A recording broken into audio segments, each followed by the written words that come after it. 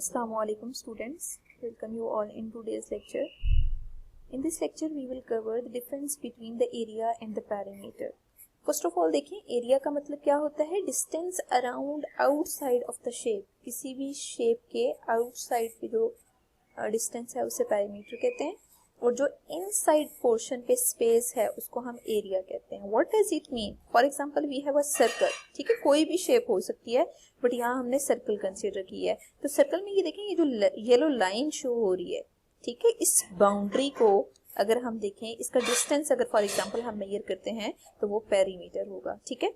और इसी तरह देखें, फॉर एग्जांपल ये सर्कल है और इस सर्कल में जो शेडेड पोर्शन है, जो मैंने रेड से शेड किया है, ठीक है ना, ये जो व्हाइट पोर्शन आ रहा है ना, इसको आपने कंसीडर नहीं करना. ये जो व्हाइट बाउंड्री आ रही है, जस्ट ये जो अंदर की तरफ रेड कलर में शेड हुआ है, इस शेडेड पोर्शन को आप एरिया कहेंगे, ठीक है. इसकी एग्जाम्पल आप ऐसे ले सकते हैं. फॉर एग्जाम्पल आप एक रूम कंसिडर करते हैं, ठीक है. रूम में देखें वॉल्स भी आती हैं और जो अंदर का पोर्शन जिसपे फॉर एग्जांपल आप ये कह लें कारपेट बिछा हुआ है फुल रूम में, तो एक्चुअली जो स्पेस कारपेट ने कवर की हुई है, अगर वो फुल रूम में आपने बिछाई हुई है, तो जो एक्चुअली स्पेस कारपेट ने कवर की है उसे हम एरिया कहेंगे. और अगर आप बाउंड्री देखें तो बाउंड्री पे क्या है, वॉल्स हैं, तो उन वॉल्स की अगर आप लेंथ फाइंड करते हैं उस डिस्टेंस को हम हमेशा पेरीमीटर कहेंगे, ठीक है. तो अगर हम सर्कल के लिए देखना चाहते हैं, फॉर एग्जांपल आप इस शेप को देख सकते हैं, सर्कुलर शेप है जिसके अंदर ग्रास मौजूद है. तो एक्चुअली जहां पे ग्रास मौजूद है, मतलब इस सर्कल के अंदर देखें ना, ग्रास का जो पोर्शन आ रहा है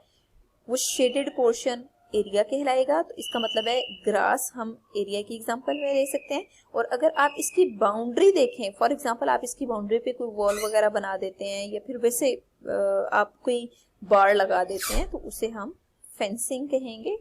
तो फेंसिंग पेरीमीटर में आएगी. For example we have another shape rectangle. तो रेक्टेंगल में देखें आपके पास ये जो बाउंड्री आ रही है, ठीक है, मतलब ये जो रेक्टेंगल की सिर्फ बाउंड्री पे लेंथ मौजूद है, अगर आप इस फुल को ऐड अप करते हैं तो वो पेरीमीटर कंसिडर होगा.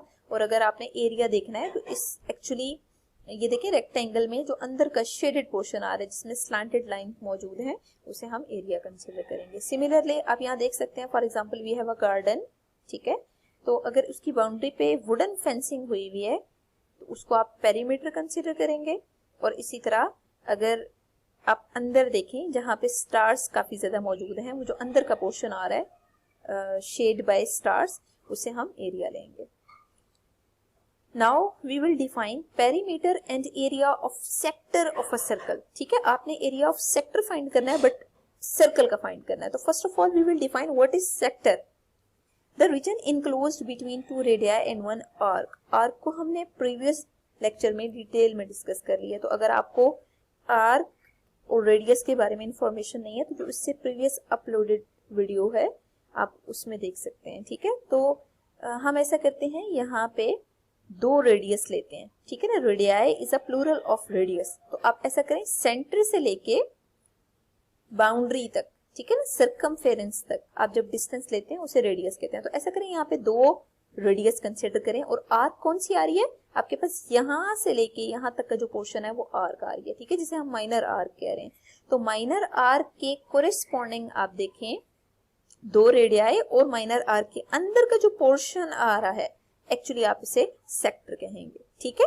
दो रेडियस और आर्क के अंदर का जो पोर्शन आ रहा है उसे हम हमेशा सेक्टर कहते हैं, ठीक है. अब एरिया का मतलब क्या होगा, जो अंदर का पोर्शन है उसे हम एरिया ऑफ सेक्टर लेंगे.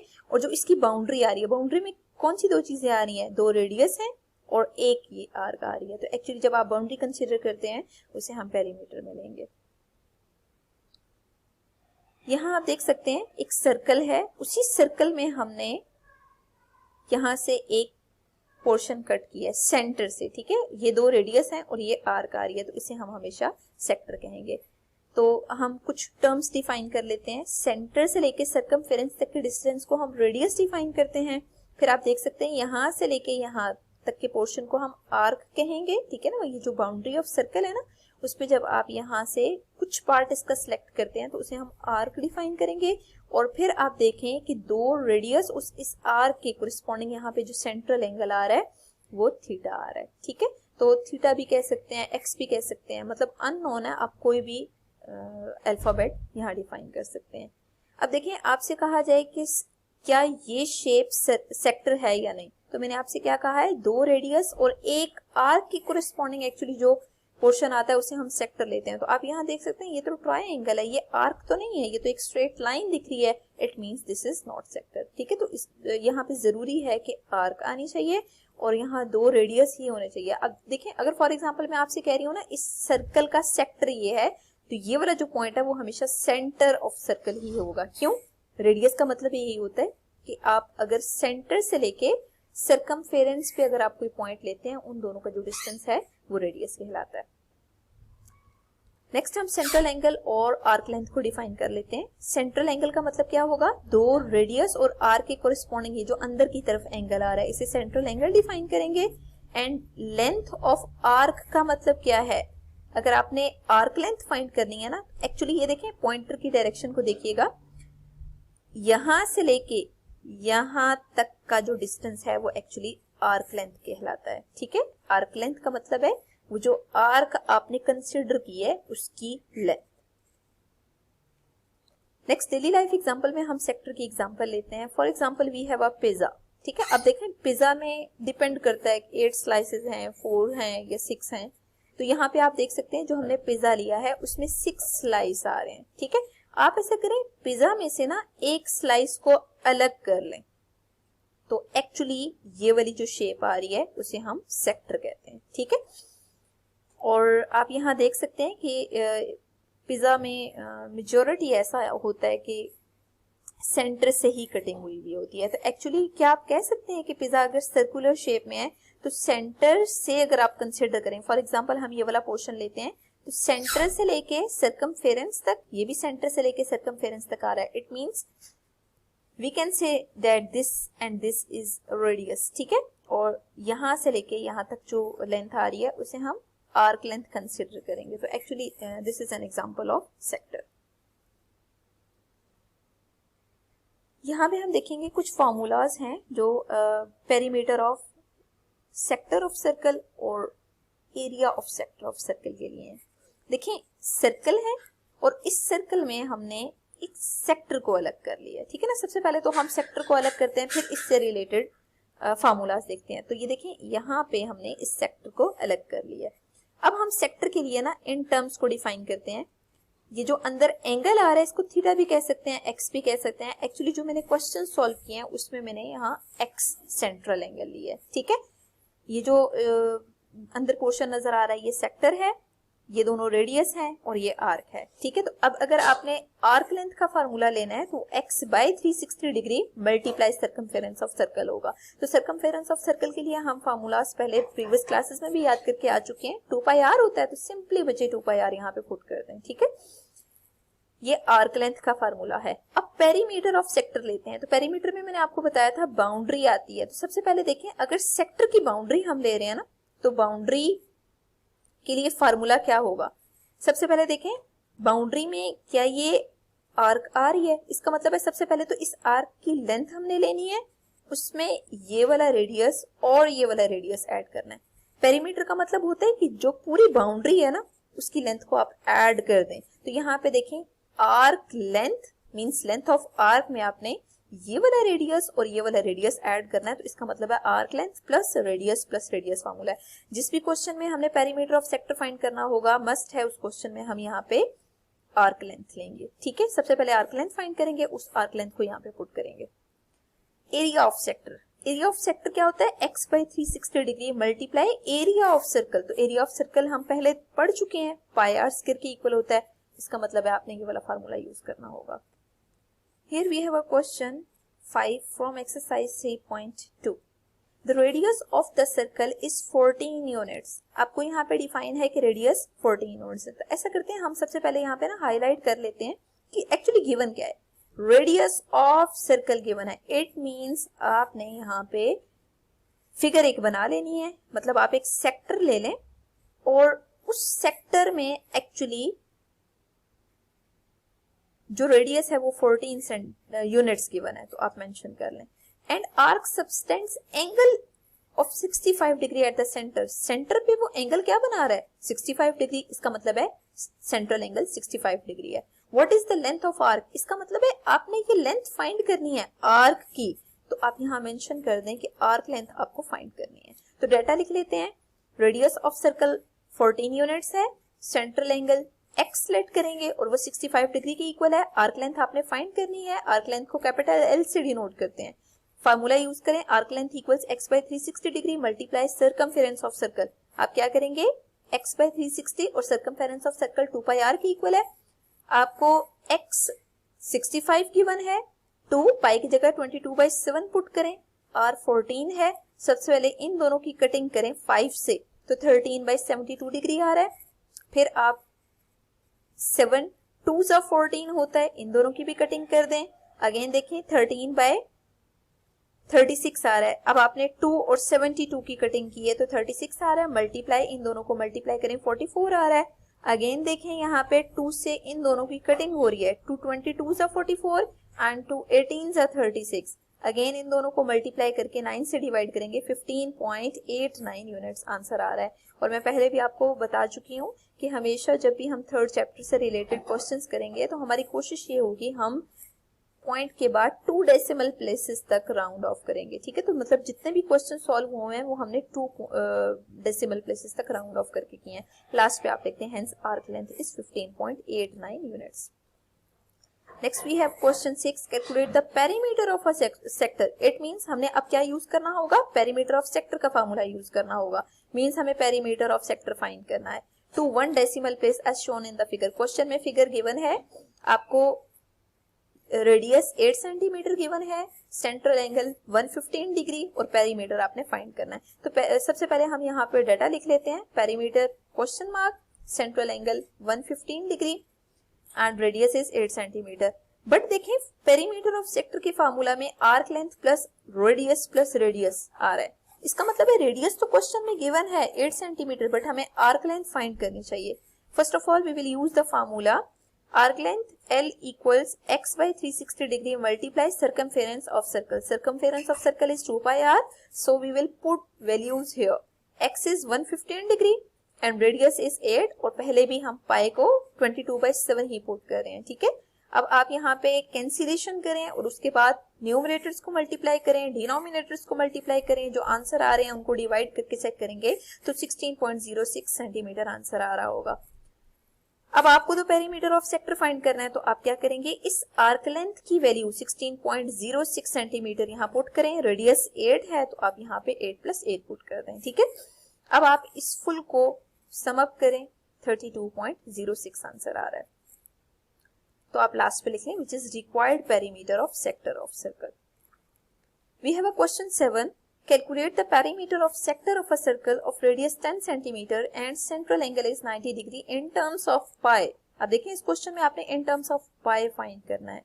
तो अब क्या करेंगे, सबसे पहले तो हम एक सेक्टर ले लेते हैं, ठीक है। और क्वेश्चन में गिवन है कि उसका रेडियस 10 सेंटीमीटर है और एंगल आपको 90 डिग्री गिवन है। तो एक्चुअली ये यहाँ पे ये जो एक स्क्वायर शेप सी आ रही है ना, इससे भी हमें कंफर्म होना चाहिए कि ये 90 डिग्री एंगल है, ठीक है ना। ये नोटेशन हो रही है 90 डिग्री की, बहरहाल मैंने यहाँ पे 90 डिग्री लिख दी है। तो आपने क्या करना है, यहाँ पेरीमीटर ऑफ सेक्टर फाइंड करना है। तो पेरीमीटर ऑफ सेक्टर फाइंड करने के लिए अगेन हमें उसी फार्मूला को यूज करना चाहिए। तो सबसे पहला काम हम ये करेंगे, यहाँ पे डाटा लिख लें, perimeter of sector of the circle in terms of pi आपने फाइंड करना है। मतलब आपको याद रहेगा कि हमने पाई की फॉर्म में आंसर लिखना है। अभी डिस्कस करते हैं कि कैसे पाई की फॉर्म में आंसर लिखना है। सेंट्रल एंगल आपको 90 गिवन है, रेडियस 10 सेंटीमीटर है। आपने ये वाला फार्मूला यूज करना है, perimeter of sector equal arc length plus radius. Arc length का formula x by 360 into circumference of circle आपको गिवन है। अब देखिए, आप यहाँ देख सकते हैं कि जो एक्चुअली स्टेटमेंट गिवन है उसमें आपसे कहा गया कि आपने इन terms of pi answer find करना है, ठीक है। अब देखिए इसको हम कैसे अप्लाई करेंगे। आप ऐसा करें, x की जगह x की वैल्यू पुट करें, r की जगह रेडियस r पुट करें। इससे पहले हम हमेशा पाई की जगह 22/7 पुट करते थे, बट आपने याद रखना है जब क्वेश्चन में कहा जाएगा इन terms of pi answer find करना है तो इसका मतलब है पाई की वैल्यू आपने पुट नहीं करनी, ठीक है। अब देखिए 0 0 से कैंसिल, 9 4 ज़ा 36, फिर 2 को उस 4 से कैंसिल करेंगे, आंसर 2 आएगा, और ये 2 इस 10 से कैंसिल होगा, आंसर विल बी 5 और पाई साथ एज इट इज़। आपने आर्क लेंथ फाइंड कर लिया है, अब पेरीमीटर ऑफ सेक्टर आपने फाइंड करना था। तो पेरीमीटर का फार्मूला क्या होता है, आर्क लेंथ प्लस रेडियस। तो आर्क लेंथ की जगह 5 पाई पुट करें, रेडियस की जगह 10 और इस रेडियस की जगह 10, आंसर आपके पास 5 पाई प्लस 20 सेंटीमीटर आएगा। आप देखिए ये दोनों लाइक टर्म्स नहीं है ना, क्योंकि हमने आंसर पाई की फॉर्म में फाइंड करना है, तो आपने सम अप नहीं करना, डायरेक्ट लिख देना है, which is required perimeter of sector of a circle in terms of pi. Next we have a question 8, if the angle is 130, it means आपको क्या गिवन है, सेंट्रल एंगल गिवन है, radius is 28 centimetre, आपको radius 28 centimetre given है। तो figure बनाते हैं, central angle हम 130 और रेडियस 28 सेंटीमीटर यहाँ पे डिफाइन कर लेते हैं।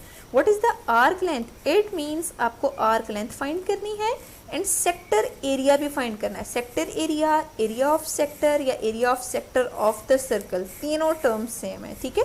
तो मतलब आपने क्या करना है, arc length equal question mark, sector area या एरिया ऑफ द सेक्टर भी आपने फाइंड करना है, सेंट्रल एंगल 130 गिवन है, रेडियस 28, ठीक है। हमेशा याद रखें कि जब भी आप फिगर बना लेना, कोशिश करें उस फिगर से देख के आप डायरेक्ट लिखें, और वर्ड प्रॉब्लम्स इजी हो जाते हैं जब आप इनमें जितनी स्टेटमेंट्स समराइज करके लिखते हैं। तो देखिए मैंने बहुत डिटेल नहीं लिखी, मैंने just arc length, sector area, central angle, radius, मतलब छोटी छोटी टर्म्स यूज़ किए हैं, जिससे बस आपको ये पता चल जाए कि ये डाटा क्या गिवन है। अब आपने आर्क लेंथ भी फाइंड करनी है, सेक्टर एरिया भी फाइंड करना है। तो सबसे पहले आर्क लेंथ को यूज़ कर लेते हैं। आर्क लेंथ में देखें, एक्स की जगह एक्स की वैल्यू पुट करें 130 और रेडियस की जगह रेडियस की वैल्यू पुट करें। इन सबको आप मल्टीप्लाई और डिवाइड करके सॉल्व करें, आंसर 63.56 सेंटीमीटर आएगा, ठीक है।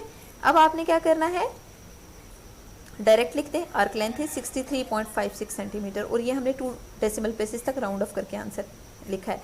एरिया ऑफ सेक्टर देखें, x by 360 degree multiply area of circle के इक्वल है। तो एरिया ऑफ सेक्टर में area of circle pi r square है, वो पुट कर दें, r की वैल्यू 28 है। अब आप 28 स्क्वायर को 28 मल्टीप्लाई 28 की फॉर्म में लिखें, यहाँ कैंसिलेशन करें, रफ वर्क में मल्टीप्लाई और डिवाइड करके जो आंसर आएगा वो 889.78 सेंटीमीटर स्क्वायर आएगा। This is very very very important कि आप यहाँ पे यूनिट देखें। देखिए आर्क लेंथ है ना, आर्क लेंथ 1 डायमेंशनल क्वांटिटी है, तो इसका मतलब है उसमें जो यूनिट है वो जस्ट सेंटीमीटर आएगा। देखें उस सेक्टर की एक लेंथ फाइंड करनी है ना, तो लेंथ 1 डायमेंशनल क्वांटिटी होती है, इस वजह से हम हमेशा उसका यूनिट सेंटीमीटर लिखेंगे। लेकिन एरिया 2 डायमेंशनल क्वांटिटी में आएगा। सेक्टर में देखें ना, तो सेक्टर एक्चुअली 2 डायमेंशनल फिगर है, तो उसके यूनिट सेंटीमीटर के साथ स्क्वायर आएगा, ठीक है। तो मतलब याद रखिएगा, एरिया की यूनिट को हमेशा स्क्वायर की फॉर्म में लिखते हैं, और जब आप सिंपल लेंथ फाइंड कर रहे हो तो सिंपल वो यूनिट आता है, मतलब सेंटीमीटर, और यहाँ एरिया में उस यूनिट का हमेशा स्क्वायर आता है। तो यहाँ आप देख सकते हैं, hence area of sector is 889.78 centimetre square. I hope so students, lecture is understandable, but if you have any question you can discuss in comment section. Okay, thank you so much. Allah Hafiz.